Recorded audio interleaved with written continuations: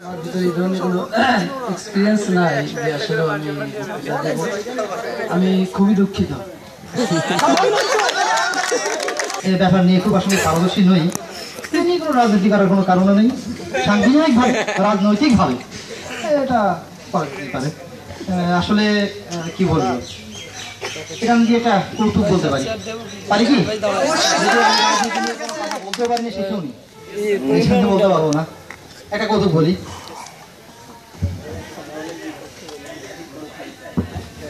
যেটা বলেছি তোমরা জানো, সেটা আবার বলি, যদিও অনেক আমাদের অনারেবল গেস্টরা আসছেন এই জন্য।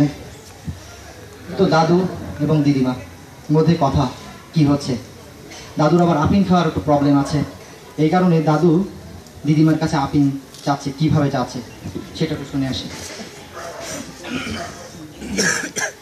এই বাবা, আমার আপিনের কৌটোটা কোথায় রেখেছ? এটা খুঁজে টুজে দাও তো। তখন দিদিমা বলছে, সারাদিন আপিন গিলে গিলে মরে।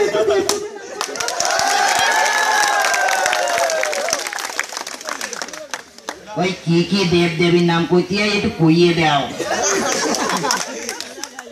তখন দিদিমা বলছে, দুর্গা, সরস্বতী, লক্ষ্মী, গণেশ, কার্তিক এই 5টা করলেই হয়।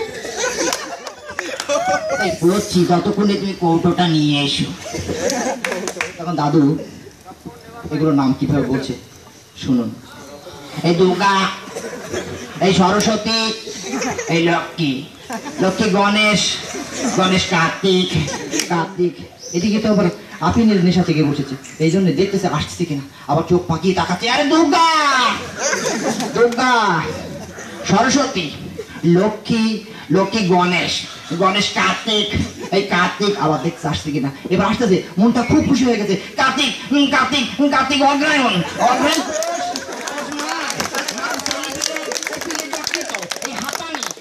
কাশী, কাশী গয়া, গয়া বৃন্দাবন, বৃন্দাবন পুরী, এই পুরী লুচি, লুচি বন্দে, বন্দে রসগোল্লা, রসগোল্লা চমচম, চমচম সন্দেশ, সন্দেশ বাংলাদেশ, বাংলাদেশ চীনা, চীনা আর্জেন্টিনা, মেলাডোমা, বেলোডোমা, ইউরিয়া, ফসফরাস, পটাশ। ধন্যবাদ সবাইকে।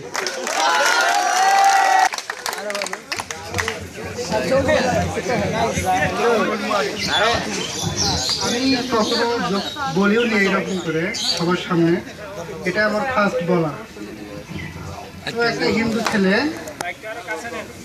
হিন্দু ছেলে সে পড়াশোনা করে না, তো পরীক্ষার আগের দিন সে পড়াশোনা করেছে অল্প। তো পরীক্ষার দিন পরীক্ষার হলে গিয়ে দেখে যে তার একটা প্রশ্নও কমন পড়েনি। তো তখন সে চিন্তা করলো, আচ্ছা কি লেখা যায়। তখন সে অনেক চিন্তা করে লিখলো, হরে হরে কৃষ্ণ হরে রাম, নাম্বার দেয়া ছাড়ের কাম। যখন ওই খাতাটা স্যার দেখে, তখন স্যার দেখে অনেক হাসলো যে কি আবার, তখন স্যার কি লিখবে। স্যার এটা ভাবতেছে, তো স্যার অনেক ভাবার পর খাতার উপরে লিখলো, হরে হরে হরে, নাম্বার কি গাছে ধরে।